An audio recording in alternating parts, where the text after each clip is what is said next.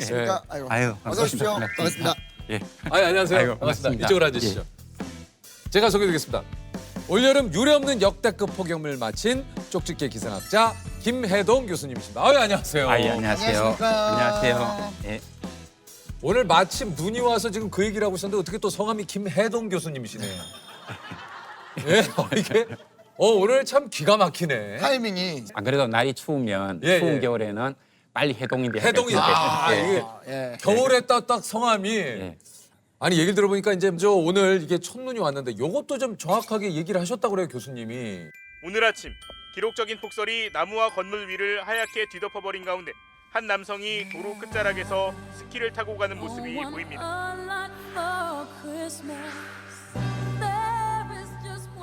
예, 어제 날씨가 기상청 예보를 보면 한 3도, 4도 이렇게 예보가 나왔었거든요. 네. 근데 기상청 예보관들은 지상 온도가 3도 이하가 되면 눈이라고 예보를 하고 3도 이상이 되면 비라고 예보를 하거든요. 네. 그러니까 어제 같은 경우는 아주 그 경계선상에 있기 때문에 네. 이걸 눈이라고 해야 될까? 비라고 비라고 해야 해야 될까? 될까? 근데 어제 작가님한테 제가 내일은 화이트 찰력입니다 이렇게 문자를 보낸 적이 있습니다. 아, 정확하게. 예, 예. 왜 떨어지- 그렇게 예상을 좀 하셨어요? 예상보다는 온도가 더 내려갈 것으로 보였거든요. 그래서 실제 어제 예상한 것보다는 오늘 지금 녹화하는 이 시간에 온도가 한 2, 3도 더 낮거든요, 사실은. 예. 그래서 이제 그 예상을 좀 예, 하신 예. 거군요. 그것보다는 온도가 더 떨어지겠다고 봤습니다. 오늘은 이제 첫 눈이 오긴 했습니다만 사실 얼마 전 지난주까지만 해도 날이 그렇게 춥지가 않았어요. 네네네. 예. 가을도 좀 유독 늦게 오는 것 같았고 단풍도 좀 늦게 들고. 근데 진짜 유독 이번 여름은 좀 길었던 것 같아요. 그렇죠. 끝날 듯 안 끝나고 끝났다 예. 싶으면 다시 돌아오는 것 같고. 예. 추석까지 이렇게 사실은 무더위가 예. 예전에는 추석에 아침에 입김이 났던 걸로 기억하거든요. 맞아요. 예. 근데 지금은 뭐 사실 반팔을 입고 다니니까. 그러니까 추석을 한자로 이렇게 써보면 네. 가을 추자에 맞아요. 저녁 석자잖아요. 네네. 그러니까 가을의 저녁이라는 얘기니까 가을이 무르익었다. 예, 예. 이제 두꺼운 옷을 입고 맞아요. 이렇게 됐었거든요. 네. 근데 이제는 그것은 다시 올 수 없는 그런 하나의 추억. 아, 그래요? 이제 옛날에 다시 이야기. 올 수 없는 거죠. 예, 교수님. 예, 그렇습니다. 아, 그러면 수능 한파도 마찬가지입니까? 수능 한파도 없어졌어요. 그렇죠. 원래 수능 보면 너무 따뜻했죠. 영상 17도 뭐 이렇게 올라가 버렸으니까. 영상 17도요. 예. 수능 한파로 수도권과 강원 영서지방엔 한파주의보까지 내려져 있습니다. 기상청은 아침 기온이 영하 7도까지 떨어지는 곳도 있다며 강추위를 예상했습니다. 기온도 10도를 웃돌면서 예년 같은 수능 한파는 느껴지지 않습니다. 아니 이게 사실 기상이변에 대한 여러 가지 얘기들을 주변에서 좀 많이 합니다만 이렇게까지 더워지는 이유가 뭐가 있습니까? 결국은 우리가 얘기하는 지구 온난화, 기후 위기 이런 이야기죠. 그러니까 전 세계의 70%가 바다이고 그 안에 우리가 대륙이 큰 것 같지만 30%밖에 안 되니까 네. 사실은 우리가 큰 바다에 떠 있는 섬에 살고 있는 것인데요. 해수 온도가 굉장히 높거든요, 주변이. 그렇죠. 그러니까 우리가 살고 있는 이 계절이 여름에도 덥고 봄, 가을도 더워지고 뭐 이런 것들이 뭐 자연스러운 현상이 아니겠습니까? 아니 제가 그 엊그저께 신문을 보다 보니까 그게 이제 원래 그 초록색 귤이 요즘 가끔 많이 보여요. 근데 이것도 사실 기후와 연관이 있다고 얘기를 하더라고요. 그러니까 이 기온 차가 네. 이게 좀 커야 이게 이제 네네. 노란색으로 물이 드는데 이것도 안 돼서 그냥 예, 사과도 그렇게 된다고 그러더라고요. 그렇습니다. 결국은 과수가 맛있으려고 하면 과수 안에 네. 당이 높아야 되는데 네. 이 당이 높은 게 무엇인가 하면은 이 살이 찌는 거와 똑같은 겁니다. 그래서 우리가 이 사람이 왜 이게 살이 찌는가 하면은 원래는 사람들이 아주 굶주리면서 오랜 기간을 살아도 네. 보니까 뭔가 이게 영양분을 저축할 수 있을 때 살로 찌우려는 그 그렇죠, DNA 그렇죠. 때문이라고 얘기를 하지 않습니까? 생존 때문에. 과수도 마찬가지인 거예요. 밤이 되면 추우면 자기 에너지를 써야 써야 되기 되고. 때문에 낮에 그 에너지를 저장한 게 그게 당도인 거죠. 네네네. 그래서 낮에 온도가 떨어져야 당도가 높아지고 과수가 맛있는데 지구 온난화의 특성은 낮에도 무척 더워지지만 그것보다는 야간 온도가 매우 빠르게 올라간다는 이게 아주 큰 특성이거든요. 그래서 과수가 맛이 없어지는 겁니다. 그 결과가 지금 보면 농수산물의 흉작 이런 걸로 나타나는 거죠. 그러니까 배추도 그렇다고 그러더라고요. 배추도 그렇고 예. 사실은 물고기도 바다가 차가워야 그게 예. 살이 찰지고 맛있거든요. 그렇습니다. 근데 해수가 올라가면 그것도 맛이 없어지잖아요. 그렇죠. 그것뿐만이 아니고 해수 같은 경우 우리 가장 많이 먹는 광어 이런 것들은 온도가 24도가 넘어가면 식음을 전폐한답니다. 우리도 이게 더위를 먹으면은 못 먹잖아요. 예. 그래서 24도가 넘어가면 벌써 이게 먹이를 못 먹게 되고 26도가 넘어가기 시작하면 병이 나타나기 시작하고 그래서 원래 광어 같은 경우도 많이 폐사를 네. 한 거죠. 지금 아까 그 교수님이 얘기하신 대로 특히 올 그 가을 여름이 이게 뭔가 체감적으로 느끼게 야 이거 진짜 지구 온난화가 좀 심해졌구나 예. 라는 게 좀 느껴지는 해도이기도 했거든요. 사실은 사람들이 잘 기억은 못하겠지만 작년에도 11월 중순까지 29도 더위까지 있었고요. 아, 그랬었나요? 그렇습니다. 아, 그래요? 그러다가 갑자기 한 30도 온도 뚝 떨어지면서 영하로 내려갔었거든요. 이게 이제 기후 위기 이 시대의 기상의 특성이다. 이런 것을 돌변성이라고 이야기합니다. 돌변한다. 그래서 작년입니까? 2023년 같은 경우에 네네. 이탈리아 같은 경우에는 8월 달에 35도, 37도 더위가 시작되다가 그 다음날 갑자기 영하로 떨어지면서 폭설이 내린 적도 있습니다. 이탈리아에서요. 예, 그런 식으로 변하는 그래서 거죠. 영화 같이. 예, 그리고 미국의 덴버시는 아주 유명합니다. 폭염특보가 내렸다가 그 다음날 영하 5도 이렇게 내려가면서 그냥 우리가 걷지도 못할 정도의 폭설이 쏟아지고 이런 현상들이 나타나는 거죠. 그래서 기후위기 시대에는 얼마나 추워졌다, 얼마나 더워졌다 이것보다는 이 변동성이 얼마나 커지는가 이게 가장 핵심이라는 걸 보면 됩니다. 그래서 금년 겨울 같은 경우도 네. 온도가 높았다가 갑자기 뚝 떨어졌다가 다시 온도가 훅 올라갔다가 뚝 떨어졌다 이런 것들이 되풀이 될 것으로 생각합니다. 그러니까 이게 기후 위기의 어떤 하나의 증거라는 증거입니다. 예. 꽃이 폈잖아요. 예, 봄꽃이. 철쭉 같은 게 막 철쭉이 막 피고. 예. 그리고 지금 뱀 깨구리가 나오고 그래서 어떤 분들은 뭐 기후 위기에 우리가 대응할 수 있는 시기가 7년밖에 안 남았다든가 이런 얘기를 하는데 사실은 우리 기상학자들이 볼 땐 이미 우리는 기후 위기에 되돌릴 수 없는 그런 상황이 이미 뛰어들었다. 예, 그래 그런 증거를 대라고 한다면 얼마든지 될 수 있을 정도의 그 정도입니다. 예, 그게 전 세계적으로 그렇고 외에서 발생하고 있는 놀라운 기상 현상이 우리나라에도 거의 똑같이 발생을 하고 있습니다. 교수님 올해 또 이게 폭염 전망을 하셔가지고 또 이제 쪽집게다 이런 얘기를 들으셨는데 지금 또 올겨울 영하 18도의 역대급 한파가 올 거다 예측을 또 하셨다 그래요. 예. 아니 근데 이게 이제 얼마 전에 기상청에서는 올겨울이 평년보다 따뜻할 거다 예. 이런 예상을 좀 했는데 예. 이게 좀 교수님과는 좀 의견이 조금 좀 차이가 있는 거 아닙니까? 예, 그 정보를 잘 읽어야 되는데요. 예, 네. 제가 사실 문어도 아니고 점쟁이도 아니고 사실 저는 데이터를 딱 놓지 않으면 이 전망을 할 수 없는 그런 사람인데 올 겨울이 많이 추울 것이라는 그런 패턴들이 이미 많이 나오고 있었기 때문에 그걸 제가 얘기를 한 것이고요. 근데 이 평균이라고 하는 것은 온도가 높았다가 떨어졌다 이렇게 하면 두 개를 뒤에서 나누면 평균이 되는 것이고 그보다 조금 더 따뜻하면 이렇게 올라갈 수 있는 거죠. 근데 그것이 실제적으로 그러면 한파가 안 온다는 얘기냐? 그건 아니고요. 올 겨울 온도는 변동폭이 많이 클 것이다. 그래서 지금 우리가 겪고 있듯이 온도가 쭉 올라갔다가 또 푹 떨어졌다가 이렇게 될 가능성이 있고요. 그렇게 되면 우리가 온도가 계속해서 추우면 적응이 되죠.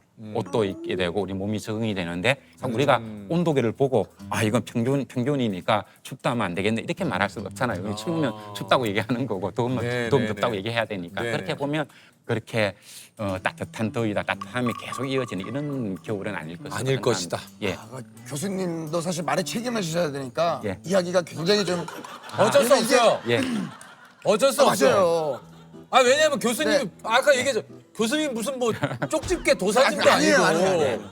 그건 알 수가 없어.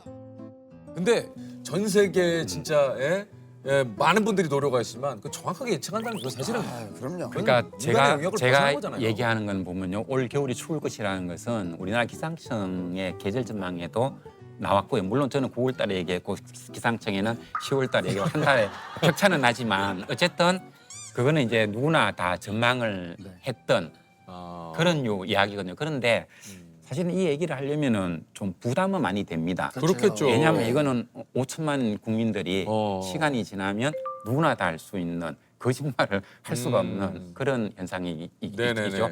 그래서 저도 이 꼭다문에 가만히 있으면 비난을 받지 않는데 그 얘기를 했다가 맞지 않으면 큰 문제가 될 수가 그렇겠죠. 있고 그렇죠. 또 이런 얘기를 하면 대비를 하시니까. 해야 되고 그렇죠. 그리고 그게 큰 비용이 들어가는데 그게 어긋나면 그렇죠. 부담이 클 수가 있지요. 네네. 근데 제가 잘 맞췄다 해가지고 뭐 누가 저에게 큰 칭찬을 하는 것도 아니고 돈을 교수님 욕만 입장에서는 그러니까 욕만 사실상 먹어 교수님. 아. 예. 못 맞추면 욕만 먹지. 또 맞췄다고 칭찬도 안 해. 그 유일한 혜택이라는 게 유퀴즈에 나오는 정도. 예. 하루에 어떤 기상의 변화는 우리 사모님이 더 잘 맞추신다고 그러는데요. 그런 예측은 더 좀 촉이 좀 네. 있으신 것 같으세요? 근데 남편이 좀 이렇게 그 데이터에 기반해서만 얘기를 하고 그게 아닐 때는 뭔가 좀 이렇게 불안해 하더라고요. 네. 근데 누가 봐도 하늘이 컴컴하고 눅눅하고 그래서 비가 오는데 남편은 이렇게 이런 기상도는 아직 안 떴다. 그래, 저는 이제 그 말 맞아요. 안 듣고 그냥 우산 들고 나가거든요. 그러면 한 1분 걸으면 비가 옵니다. 네. 그러니까 누가 봐도 비가 올 것 같은데 그런 데이터는 오늘 없다. 예. 제가 대학원 다닐 때 과외를 많이 했었는데 소위 말하는 쪽집게 과외였던 것 같습니다. 한 25개 정도 이렇게 찍어주면 그중에 한 23개 정도는 거의 뭐 그대로 나왔던 것 같습니다. 제가 한강 작가의 소년이 온다라는 책을 읽었는데 아내에게 얘기를 하기를 한강 작가는 분명히 노벨 문학상을 받을 것이다 라고 얘기를 했었습니다. 그건 저도 맞췄거든요. 제가 국문과 출신이라서 그래서 아마 저한테 좀 힌트를 얻어서 맞췄다고 얘기하는 게 아닌가 저는 그렇게 생각하고 있습니다. 예측을 한번 해보라 이렇게 얘기를 한다면 12월 셋째, 넷째 주 정도가 되면 영하 5도 이하로 떨어지는 겨울다운 겨울이 오겠습니다만 그때 좀 찬 공기가 내려오고 화이트 크리스마스가 될 가능성도 있다 이렇게 전망을 해보고 싶습니다. 아니 어쨌든 세계 각계 전문가들이 이제 올해 인류 최대 위험 요소로 기후 변화 이런 얘기를 좀 했다고 하는데 10년간 기후 변화로 인한 경제적 손실이 2,700조. 2,700조. 왜요? 와, 지구촌 곳곳에서 일어나는 예. 일이에요. 이런 기상 변화와 기후 변화가 뭔가 인간이 예측할 수 없는 극단의 어떤 상황. 갑자기 덥거나 갑자기 춥거나 비가 갑자기 폭우가 내리거나 우리나라도 요즘 사실 이제 그 장마철에 갑자기 막 폭우가 내리잖아요. 가장 큰 저에게 우리나라 기후위기 오는 것 중에 무엇이 가장 겁이 납니까? 그리고 무엇이 가장 먼저 닥칠까? 이런 얘기를 한다면 아까 태풍 얘기도 하셨는데 네. 그 슈퍼 태풍 이야기를 그러니까요. 하거든요. 슈퍼 태풍이라고 하는 것은 비가 하루에 1,300mm 이상. 1,300mm. 예. 얼마 전에 몇 년 전에 이제 강남에 폭우로 물이 예, 들어오게 예. 되게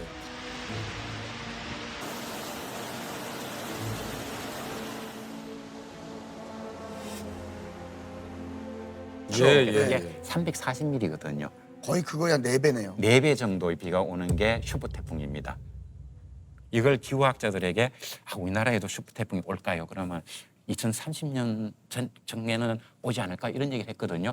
근데 사실은 그게 아니고 2019년에 일본의 거의 북해도부터 해서 오키나와까지 태풍 구름으로 다 덮은 하기비스라는 태풍이 있었는데 진료가 한반도라고 예보를 이미 냈었습니다.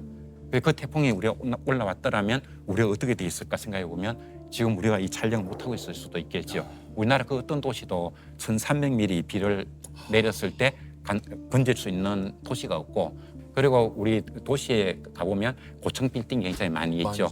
거기는 태풍이 오지 않아도 빌딩과 빌딩 사이에는 빌딩풍이라는 강한 바람이 불죠. 그래서 강한 저기압신이라고 할 때는 그 바람 때문에 유리창이 깨지고 이런 사건이 이미 지금도 발생하고 있거든요. 근데 그게 만약에 시속 250km짜리 바람이 불면 어떻게 될까? 유리창 다 깨지는 거고 그 안에 사는 사람들은 그 안에 버틸지도 못할 겁니다. 이상하지 않는 그런 시기에 우리가 놓여져 있습니다. 그러니까 우리나라 도시들은 다 그렇게 만들어 놓았거든요, 지금. 그러니까 우리나라가 얼마나 대비가 안 돼 있는가 이걸 생각하면 너무나 끔찍한 것이고요. 이게 한마디로 이런 일이 이제 점점 잦아지고 있고 다행히도 운이 좋게도 다른 곳으로 빠져나갔지만 예. 이게 올 수 있다는 것에 대한 우리도 어느 정도 대비는 좀 해놔야 된다. 그래서 제가 이게 굉장히 심각하게 올 수 있기 때문에 여기 대비 안 하면 우리 사회가 큰일 납니다 하는 그런 사명감 때문에 그러신 것 같아요. 비난을 받을 수도 있지만 그걸 조금 지났다가 그렇지 않으면 그러니까 교수님이 지금 얘기하시는 게 내가 맞췄냐 못 맞췄냐가 그렇죠. 중요한 게 아니다. 예. 그러니까 이런 변화하는 지금 기후 위기, 그러니까 교수님은 왜냐면 그것만 보시기 때문에 이게 막 두려운 거예요. 그렇죠. 저 같은 과학자들이 네. 말을 함부로 안 하는 그 직업병이라는 게 있는데 이런 얘기를 합니다. LA에 지진이 발생할 확률이 한 10%가 되더라. 내가 시뮬레이션 해보니까 그랬을 때 큰 지진이 날 수 있으니까 대피해야 됩니다라고 얘기를 했어요. 그러면 사람들이 차를 몰고 막 도망을 가겠죠. 그러다가 교통사고가 나고 해서 사람이 한 100명쯤 죽었다. 근데 지진은 안 났다. 그랬을 때 이 과학자가 떠안는 부담감. 그다음 한 10%밖에 안 되니까 아이고 뭐 참지. 괜찮겠지. 입을 닫았는데 실제로 터져가지고 10,000명이 죽었다. 그렇게 예상이 될 때 이 과학자는 어떤 말을 해야 되느냐는 이제 고민을 하게 되는데 이게 진짜 연구하시는 박사님들의 이 참 또 고충이 지금 이 얘기를 들으니까 확 느껴지네요. 2018년에 7월 초에 엄청난 폭염이 온다는 얘기를 자신 있게 한 사람은 제가 알기로는 없었던 것으로 생각이 됩니다. 전국에 폭염이 계속되면서 온열 질환자 수가 1,000명을 넘어섰고 사망자도 10명이나 발생했습니다. 지금부터 다가오는 폭염은 사람을 죽이는 살인적 폭염이기 때문에 여름은 더워야 하는 얘기는 이제부터는 더 이상 해서는 안 됩니다라는 얘기를 명확하게 얘기를 했습니다. 그것이 계기가 되어서 국회에서 폭염도 자연재해의 한 항목으로 들어가는데 제가 일조를 했다고 생각하고 있고 저도 그런 얘기를 하고 나면 이것이 혹시 맞지 않으면 어떨까 해서 노심초사하기도 하고 항상 긴장을 하기도 하고 그런 생활을 보냅니다. 그럼에도 불구하고 우리가 그것을 대비를 했을 때는 피해를 훨씬 줄일 수가 있기 때문에 여기에 대비를 시켜야 된다는 그런 좀 학자로서의 어떤 사명감이랄까 그것이 있기 때문에 앞으로도 내 전망이 잘 맞을까 혹은 틀릴까 여기에 연연하지 않고 계속 얘기를 할 생각입니다.